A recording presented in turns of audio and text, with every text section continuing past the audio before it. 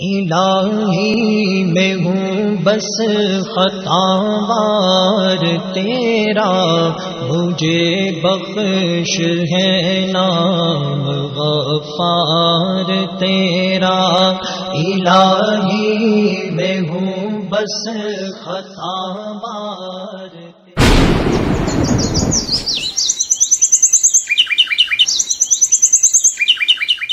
السلام علیکم ورحمۃ اللہ وبرکاتہ۔ ان الحمد للہ نحمده ونصلی علی رسوله الکریم۔ اعوذ باللہ من الشیطان الرجیم، بسم اللہ الرحمن الرحیم۔ قل هو اللہ احد اللہ الصمد لم یلد ولم یولد ولم یکن له کفوا احد۔ اللہ خالق کا یہ حق ہے کہ انسان کے دل میں اللہ کا خوف ہو، اور جیسا ڈر اس کے دل میں اللہ کا ہو ویسا کسی اور کا نہ ہو، اور اس کے جو تقاضے ہیں انسان اس کے مطابق ڈٹ جائے، وہ اپنے دل میں غیر اللہ کا خوف نہ لے کر آئے۔ صحیح بخاری حدیث نمبر 2910 سنیے، سیدنا جابر بیان کرتے ہیں کہ ہم رسول اللہ صلی اللہ علیہ وسلم کے ساتھ جہاد پہ آئے، حتیٰ کہ ہم ذات الرقاع نامی ایک پہاڑی تک پہنچے۔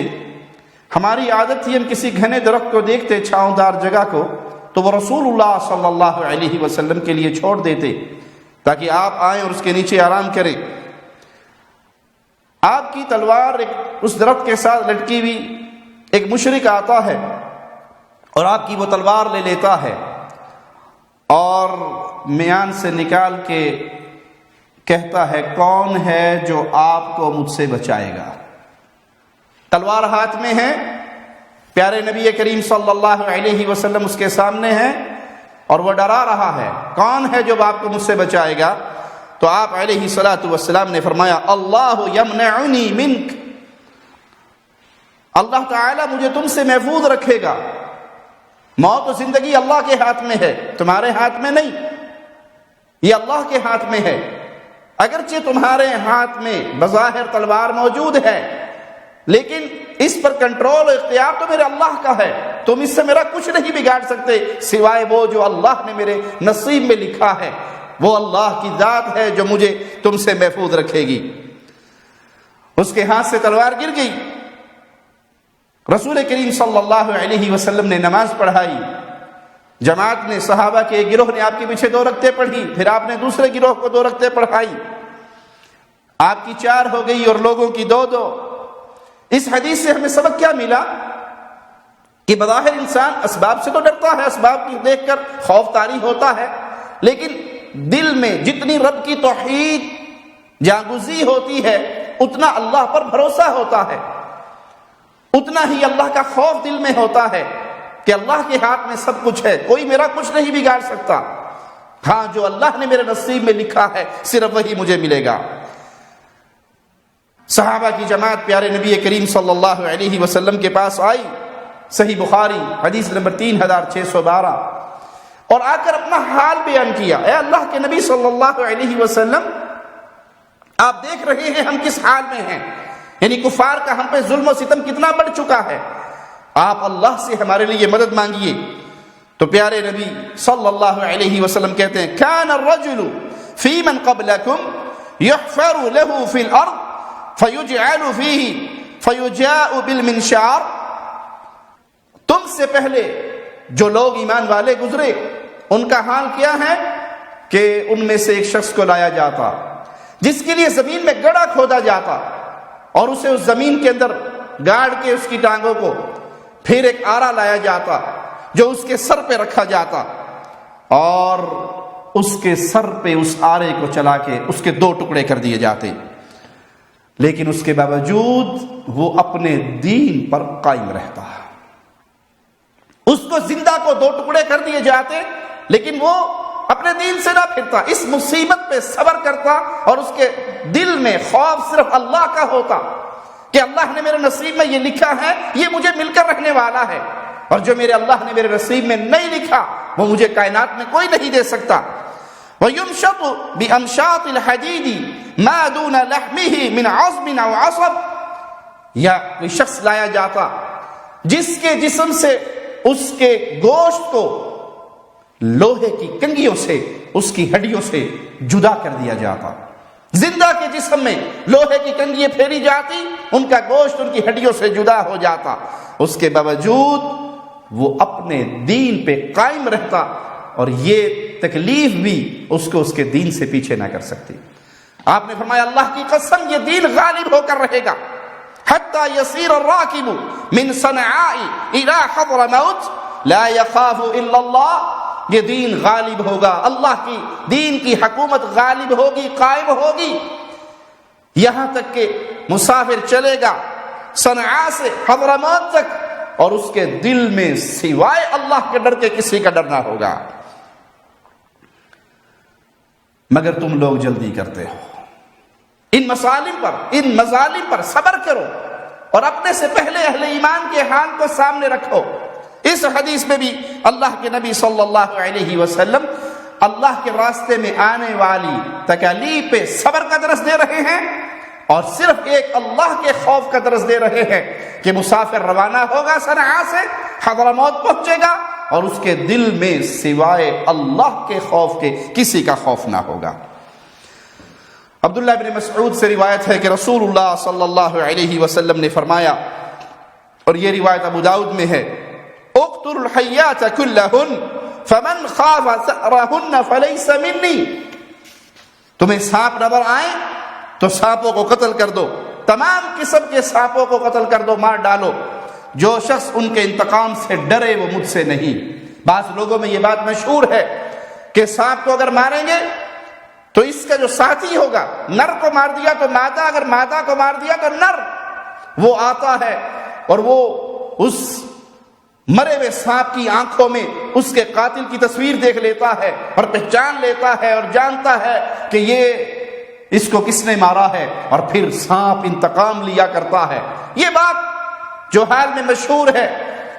رسول اللہ صلی اللہ علیہ وسلم اپنی امت کو کیا درس دے رہے ہیں کہ تم سانپوں کو قتل کر دو۔ جس نے اس ڈر سے ان کو چھوڑ دیا کہ یہ مجھ سے بعد میں انتقام لے گا، اس کا میرے ساتھ کوئی تعلق نہیں۔ مسند احمد میں اور ابو داؤد میں یہ روایت ہے، عبداللہ ابن عباس فرماتے ہیں کہ رسول اللہ صلی اللہ علیہ وسلم نے فرمایا، من ترک الحیات مخافۃ طلبہن فلیس منا، جس شخص نے سانپوں کو ان کے انتقام کے ڈر سے چھوڑ دیا وہ ہم میں سے نہیں۔ ما سالمناہن منذ حاربناہن، ہم نے جب سے ان سانپوں سے لڑائی ہماری شروع ہوئی ہم نے ان سے صلح نہیں کی، اس خوف کی وجہ سے ہم نے ان کو مارنا نہیں روکا کہ یہ انتقام لیں گے اور یہ آ کے بعد میں ہمیں ماریں گے۔ من ترکہن خشیۃ او مخافۃ تأثیر فلیس منا، جو شخص ان سانپوں کو ان کے انتقام لینے یا ان کے متاثر کرنے کے ڈر سے چھوڑ دے وہ ہم میں سے نہیں ہے۔ ان احادیث کو اپنے سامنے رکھیے۔ ایک چیز تو یہ ظاہری سی بات ہے، فطری ڈر ہے کہ آپ کے سامنے سانپ آ گیا آپ ڈرو گے، آپ کے سامنے شیر آ گیا آپ ڈرو گے، بظاہر کوئی ایسی زہریلی چیز آ گئی آپ اس سے ڈرو گے، لیکن یہ ڈر کہ اگر میں نے اس کو مار دیا تو پھر مجھ سے انتقام لیا جائے گا، دوسرا سانپ آگے مجھے مار دے گا، یہ اللہ کے خوف کے منافی ہے، یہ اللہ کے خوف کے منافی ہے۔ آپ کو حکم ہے اسے مار دو، آپ کو وہی تکلیف پہنچ سکتی ہے جو اللہ نے آپ کے لیے لکھی ہے۔ اگر دل میں اللہ کا ڈر ہے تو آپ اس جانور کے ڈر سے نہیں اپنے ہاتھ کو روکو گے بلکہ رسول اللہ صلی اللہ علیہ وسلم کی احادیث پہ عمل کرو گے۔ ابو سعید سے روایت ہے رضی اللہ عنہ وارضاہ، فرماتے ہیں کہ رسول اللہ صلی اللہ علیہ وسلم نے فرمایا کوئی شخص اپنے آپ کو ذلیل نہ کرے۔ صحابہ نے کہا اللہ کے رسول صلی اللہ علیہ وسلم انسان اپنے آپ کو کیسے ذلیل کرتا ہے؟ آپ نے فرمایا یرا امرا للہ علیہ فیہ مقال ثم لا یقول فی فیقول اللہ له یوم القیامہ ما منعک ان تقول فی کذا وکذا، وہ ایسا کام ہوتا دیکھتا ہے جس کے بارے میں اللہ کی طرف سے اس پر بولنا ضروری ہے، اس کے علم میں ہے یہ کام غلط ہے، اور اللہ کی طرف سے اس کے پاس علم شرعی ہے کہ اس کے خلاف بات کرو، وہ دیکھتا ہے لوگوں کے اندر اس برائی کو، لیکن پھر اس کے بارے میں اس غلط کام سے لوگوں کو روکتا نہیں ہے، خاموشی اختیار کر لیتا ہے، تو اللہ قیامت کے دن اس سے سوال کریں گے، تیرے سامنے یہ ماجرا ہوا، تو نے اپنی زبان کیوں نہ کھولی، تو نے کلام کیوں نہ کیا؟ فیقول خشیۃ الناس فیقول فإیایا کنت احق ان تخشا، اے اللہ لوگوں کے ڈر کی وجہ سے میں نے اپنی زبان نہیں کھولی تھی، تو مالک فرمائے گا زیادہ حقدار تو میں تھا کہ تو مجھ سے ڈرتا، تو نے اس گناہ کو دیکھا، اس غلط بات کو دیکھا، تو نے اس حرام کام کو دیکھا اور لوگوں کے ڈر سے خاموش رہا کہ لوگ کیا کہیں گے، لوگ مجھ سے ناراض ہو جائیں گے، لوگ میرا معاملہ ان کے ساتھ بگڑ جائے گا، اور ان کے ڈر سے تو نے اس غیر شرعی کام پہ اپنی زبان بند رکھی۔ مالک فرماتا ہے میں زیادہ حقدار تھا اس بات کا کہ تو مجھ سے ڈرتا اور ان کے سامنے علم پہنچاتا۔ مسند احمد میں اور ابن ماجہ میں حدیث نمبر 4007 ہے، ابو سعید رضی اللہ عنہ وارضہ روایت کرتے ہیں کہ رسول اللہ صلی اللہ علیہ وسلم نے فرمایا الا لا يمنعن رجلا هيبة الناس ان يقول بحق اذا علمه، خبردار سن لو، کسی آدمی کو لوگوں کی ہیبت حق بات کہنے سے نہ روک دے جب اسے حق معلوم ہو۔ جس کو معلوم ہو یہ حق ہے، جو دیکھے کہ اس کے سامنے قبروں پہ سجدے ہو رہے ہیں، قبروں کا طواف ہو رہا ہے، یا علی مدد اور یا رسول اللہ مدد کے نعرے لگ رہے ہیں، شرکی امور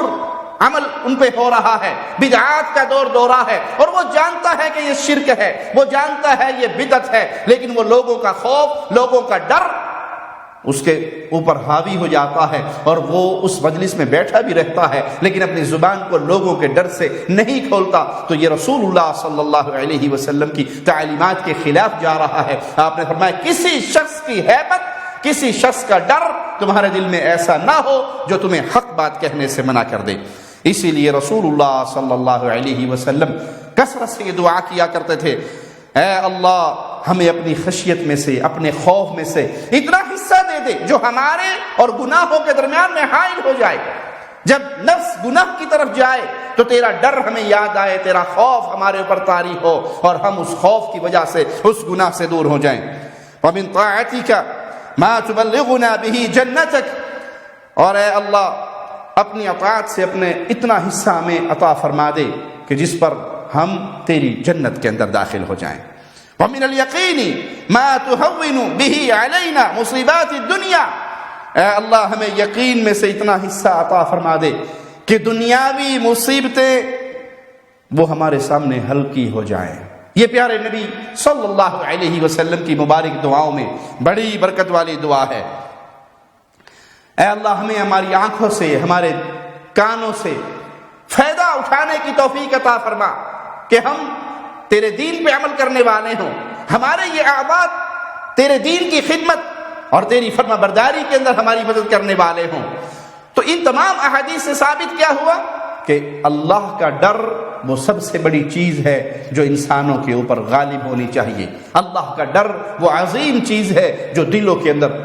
مضبوط ہونی چاہیے، اور اللہ کے ڈر کے علاوہ ویسا ڈر کسی مخلوق کا نہیں ہو سکتا، کسی اور کا نہیں ہو سکتا۔ اگر وہ ڈر کسی اور کا آیا تو انسان پھر بربادی اور بعض دفعہ کفر اور شرک کے دروازوں میں داخل ہو جاتا ہے۔ آپ نے دیکھا ہوگا اکثر لوگ مردوں سے ڈرتے ہیں، لوگ مردوں سے ڈرتے ہیں، ان کے مزاروں پہ آ کے پیسے ڈالتے ہیں، اور ڈر یہ ہوتا ہے کہ اگر بابا جی کو ہم نے نذرانہ نہ دیا یہ ہماری گاڑی چلتی ہوئی الٹی کر دے گا، یہ ہماری بھینسیں مار دے گا، یہ ہمارے جانور مار دے گا، ہمارے اوپر مصیبتوں کا نزول ہو جائے گا، یہ بابا جی ہیں، یہ روک کے بیٹھے ہوئے ہیں، یہ ہماری حفاظت کر رہے ہیں۔ اس مردے کا دل میں ایسا ڈر ہے کہ زندہ اللہ خالق و مالک کا بھی ایسا ڈر نہیں ہے۔ صحیح بخاری حدیث نمبر 6367 سنیے، سیدنا انس سے روایت ہے کہ اللہ کے نبی صلی اللہ علیہ وسلم یہ دعا کیا کرتے تھے، اللہم انی اعوذ بک من العجز والکسل والجبن والحرم والبخل واعوذ بک من عذاب القبر ومن فتنة المحیا والممات، اے اللہ میں عاجزی، سستی، بزدلی، بڑھاپے سے تیری پناہ میں آتا ہوں، میرے دل میں خوف ہو، میں بزدل بن جاؤں، عاجزی اور سستی میرے پر غالب ہو جائے اور بڑھاپا میرے پر طاری ہو جائے، میں اس سے تیری پناہ میں آتا ہوں اور میں عذاب قبر سے تیری پناہ طلب کرتا ہوں، زندگی اور موت کے فتنے سے میں تیری پناہ میں آتا ہوں۔ انسان اپنے رب سے تعلق جوڑ کے رکھے، اس کی زبان پہ دعائیں رہے، وہ اللہ کو پکارتا رہے اور ان چیزوں سے اللہ کی پناہ میں آتا رہے، تو اس کے دل میں پھر جب بھی خوف ہوگا وہ صرف ایک اللہ کا ہوگا۔ رسول کریم صلی اللہ علیہ وسلم نے یہ دروس، یہ تعلیمات ہمیں دی تاکہ توحید ہمارے دل میں پختہ ہو کہ اس کائنات میں کرنے والا صرف ایک اللہ ہے، اللہ نہ چاہے کوئی کچھ نہیں کر سکتا، اور جو اللہ چاہتا ہے اسے کوئی روک نہیں سکتا۔ رسول اللہ صلی اللہ علیہ وسلم کہ ان احادیث کو اپنے دل میں اتاریے، اس کے مطابق عقیدہ بنائیے۔ احادیث سننے کا فائدہ تبھی ہے جب میں اور آپ اپنی زندگی میں اس کو لاگو کریں اور اس کے مطابق اپنی سوچ، اپنا منہج، اپنا عقیدہ بنائیں کہ اس دنیا میں کوئی کچھ نہیں کر سکتا، زندے کچھ نہیں کر سکتے، مردے کچھ نہیں کر سکتے سوائے وہ جو اللہ چاہتا ہے۔ تو پھر ایسی انسان کے دل میں محبت اللہ کی پیدا ہوگی، ایسا خوف اللہ کا پیدا ہوگا جو انسان کو اللہ کے قریب بھی کرے گا اور اللہ کی جنتوں کا مہمان بھی بنائے گا۔ اقول قولی ھذا واستغفر اللہ لی ولکم ولسائر المسلمین فاستغفروہ انہ ھو الغفور الرحیم۔